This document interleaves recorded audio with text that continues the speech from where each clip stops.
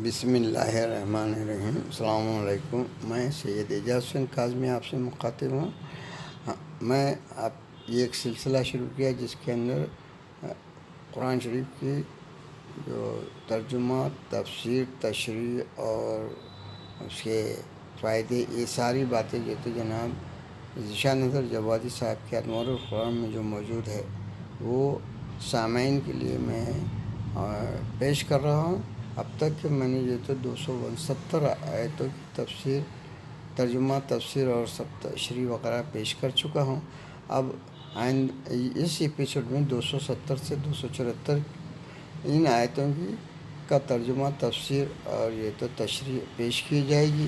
ان سب آیتوں کی تلاوت کے لیے میں نے جو تو آواز کو چنا ہے قاری عبدالباسط صاحب کی، جو بہت ہی اچھے لہن میں قرأت کے ساتھ ان کی تلاوت ہوتی ہے۔ آپ ملاحظہ فرمائیے اور ثواب دارین حاصل کیجیے۔ وما أنفقتم من نفقة أو نذرتم من نذر فإن الله يعلمه وما للظالمين من أنصار۔ سورہ بقرہ آیت نمبر 270 کا ترجمہ سنیں۔ اور تم جو کچھ بھی راہ خدا میں خرچ کرو گے یا نظر کرو گے تو خدا اس سے باخبر ہے، البتہ ظالمین کا کوئی مددگار نہیں ہے۔ سورہ بقرہ کی آیت نمبر 270 میں اور تم جو کچھ بھی راہ خدا میں خرچ کرو گے یا نظر کرو گے، اس کی تفسیر میں جناب جوادی صاحب تحریر فرماتے ہیں، انفاق کے مسائل کا تذکرہ کرتے ہوئے ان نکات کی مزید وضاحت کی گئی ہے کہ خدا تمہارے انفاق سے باخبر ہے اور وہ اجر ضرور دے گا، لیکن اس کی مرضی کے خلاف انفاق کیا تو جس کے لیے بھی کرو گے کوئی کام آنے والا نہیں ہے۔ صدقہ ہر حال میں بہتر ہے، چاہے چھپا کر دیا جائے کہ ایک ہاتھ کی دوسرے ہاتھ کو خبر نہ ہو، یا علن دیا جائے کہ دوسروں میں بھی شوق پیدا ہو، بشرطے کہ دکھانے کے لیے نہ ہو۔ لفظوں کی تشریح میں جو آیت نمبر 270 میں نفقہ آیا لفظ، اس کے بارے میں کسی بھی طرح کا خرچ اور راہ خدا کے لیے کسی بھی کام کو اپنے اوپر لازم قرار دے لینا۔ إن تبدوا الصدقات فنعما هي وإن تخفوها وتؤتوها الفقراء فهو خير لكم ويكفر عنكم من سيئاتكم والله بما تعملون خبير۔ بقرہ کی آیت نمبر 271 کا ترجمہ سنیے۔ اگر تم صدقے کو اعلان دو گے تو یہ بھی ٹھیک ہے، اور اگر چھپا کر فقراء کے حوالے کر دو گے تو یہ بھی بہت بہتر ہے، اور اس کے ذریعے تمہارے بہت سے گناہ معاف ہو جائیں گے، اور خدا تمہارے اعمال سے خوب باخبر ہے۔ اور تشریح میں آیت نمبر 271 میں وَيُكَفِّرُ جو لفظ آیا ہے اس کے بارے میں لکھیں، تکفیر پردہ پوشی کے معنی میں ہے۔ انسان فقراء کی غربت کی پردہ پوشی کرے گا تو خدا اس کے گناہوں کی پردہ پوشی کرے گا۔ من تبعیض کے لیے ہے، صدقہ سارے گناہوں کا علاج نہیں ہے۔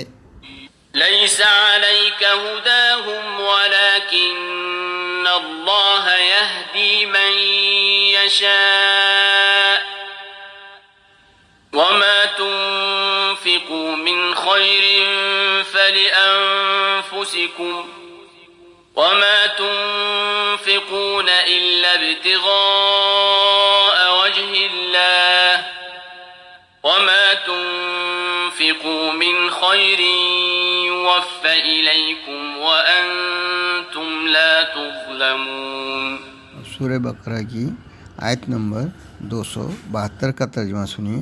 اے پیغمبر، ان کی ہدایت پا جانے کی ذمہ داری آپ پر نہیں، بلکہ خدا جس کو چاہتا ہے ہدایت دے دیتا ہے، اور لوگوں جو مال بھی تم راہ خدا میں خرچ کرو گے وہ دراصل اپنے ہی لیے ہوگا، اور تم تو صرف خوشنودی خدا کے لیے خرچ کرتے، اور جو کچھ بھی خرچ کرو گے وہ پورا پورا تمہاری طرف واپس آئے گا، اور تم پر کسی طرح کا ظلم نہ ہوگا۔ سورہ بقرہ کی آیت نمبر 272 میں جو ہے، اے پیغمبر ان کی ہدایت پائے جانے کی ذمہ داری آپ پر نہیں۔ اس جملے کی تفسیر میں آپ تحریر فرماتے ہیں، بعض لوگوں نے اپنے پرانے رشتہ داروں کی امداد بند کر دی کہ یہ مسلمان کیوں نہیں ہو جاتے۔ رب العالمین نے واضح کر دیا کہ یہ تمہاری ذمہ داری نہیں ہے، تمہارا کام صرف بتا دینا ہے، اس کے بعد معاملہ ہمارے حوالے ہے، اور ہماری سزا آخرت میں ہے، ہم دنیا میں کسی کا رزق بند نہیں کرتے ہیں۔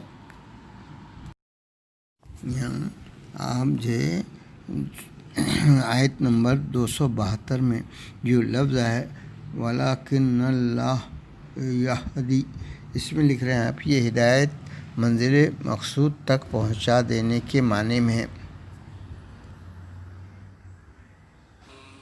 للفقراء الذين أحصروا في سبيل الله لا يستطيعون ضربا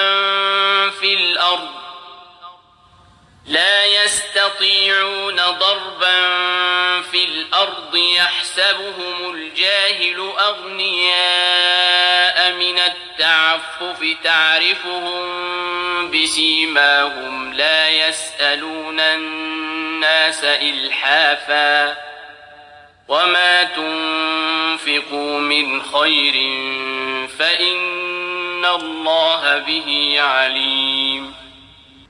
سورہ بقرہ کی آیت نمبر 273 کا ترجمہ سنیے۔ یہ صدقہ ان فقراء کے لیے ہے جو راہ خدا میں گرفتار ہو گئے ہیں اور کسی طرف جانے کے قابل بھی نہیں۔ ناواقف افراد انہیں ان کی حیا و عفت کی بنا پر مالدار سمجھتے ہیں، حالانکہ تم آثار سے ان کی غربت کا اندازہ کر سکتے ہو، اگرچہ یہ لوگوں سے چمٹ کر سوال نہیں کرتے ہیں، اور تم لوگ جو کچھ بھی انفاق کرو گے خدا اسے خوب جانتا ہے۔ سورہ بقرہ کی آیت نمبر 273 میں یہ جو جملہ ہے، یہ صدقہ ان فقراء کے لیے ہے جو راہ خدا میں گرفتار ہو گئے ہیں۔ اس کی تفسیر میں جناب جوادی صاحب تحریر فرماتے ہیں، مدینے میں 300 یا 400 افراد تھے جن کا کوئی ٹھکانہ نہیں تھا اور مختلف مقامات کے ستائے ہوئے آ کر جمع ہو گئے تھے۔ رسول اکرم صلی اللہ علیہ وآلہ وسلم نے مسجد کے ایک حصے صفہ میں آباد کر دیا تھا، لوگوں کو تعلیم قرآن وغیرہ دیتے تھے اور وقت ضرورت جہاد میں شرکت کرتے تھے۔ قرآن مجید نے واضح کیا، ان سے بہتر کوئی مصرف نہیں اور یہ ہر صدقے کے حقدار ہیں۔ اس کا یہ مطلب ہرگز نہیں کہ اسلام بیکار بٹھا کر کھلانا چاہتا ہے، بلکہ اصحاب صفہ میں 5 صفتیں تھیں۔ نمبر 1 صفت، رائے خدا میں محصور تھے، یعنی خدمت دین کر رہے تھے۔ نمبر 2، کسی طرف جانے اور کام کرنے کے قابل نہیں تھے۔ نمبر 3، صاحبان حیا و غیرت و عفت تھے۔ نمبر 4، چہرے سے غربت کے آثار نمودار تھے۔ نمبر 5، لوگوں کے سامنے دستے سوال دراز نہیں کرتے تھے۔ ایسے افراد ہوں تو اسلام ان کی کفالت کا حکم دیتا ہے، نہ کہ ہر کاہل اور بیکار آدمی کی کفالت کا۔ سورہ بقرہ کی آیت نمبر 273 میں جو لفظ ہے منت تعفف، یہ تعفف میں جو ہے اس کا آپ دے رہے ہیں تعفف عفت کی بنا پر عمل نہ کرنا۔ اسی آیت نمبر 273 میں الہ و زاری کے ساتھ کام انجام دینا۔ الذين ينفقون أموالهم بالليل والنهار سرا وعلانية فلهم أجرهم عند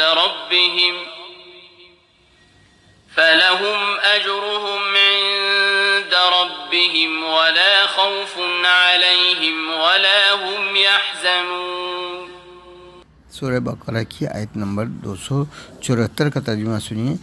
جو لوگ اپنے اموال کو راہ خدا میں رات میں دن میں خاموشی سے اور اعلان خرچ کرتے ہیں، ان کے لیے پیش پروردگار اجر بھی ہے اور انہیں نہ کوئی خوف ہوگا اور نہ حزن۔ سورہ بقرہ کی آیت نمبر 274 میں یہ جو جملہ آیا ہے، جو لوگ اپنے اموال کو راہ خدا میں رات میں دن میں خاموشی سے اور اعلان خرچ کرتے ہیں، اس کے بارے میں آپ فرماتے ہیں کہ یہ آیت کریمہ بروایت ابن عباس مولا کائنات حضرت علی علیہ السلام کی شان میں نازل ہوئی ہے کہ آپ کے پاس 4 درہم تھے اور آپ نے ایک ایک کر کے مختلف اوقات میں راہ خدا میں خرچ کر دیے تو آیت نازل ہوئی۔ اب ان آیتوں کی تلاوت کے بعد فائدے میں آپ جو تحریر فرماتے ہیں کہ روایات میں وارد ہوا ہے کہ 7 قسم کے افراد کو پروردگار روز قیامت اپنے خاص سائے رحمت میں جگہ دے گا۔ نمبر 1 جو ہے بادشاہ عادل، نمبر 2 ہے جوان صالح، نمبر 3 ہے مسجد سے دل لگانے والا انسان، نمبر 4 ہے خدا کے بارے میں باہمی انس و محبت رکھنے والا دوست، نمبر 5 ہے جس شخص کو عورت دعوت زنا دے اور وہ کہے دے کہ میں خدا سے ڈرتا ہوں۔ اس کے بعد جو ہے جو شخص مخفی طریقے سے صدقہ دے اور جو مسلسل ذکر خدا کرتا رہے۔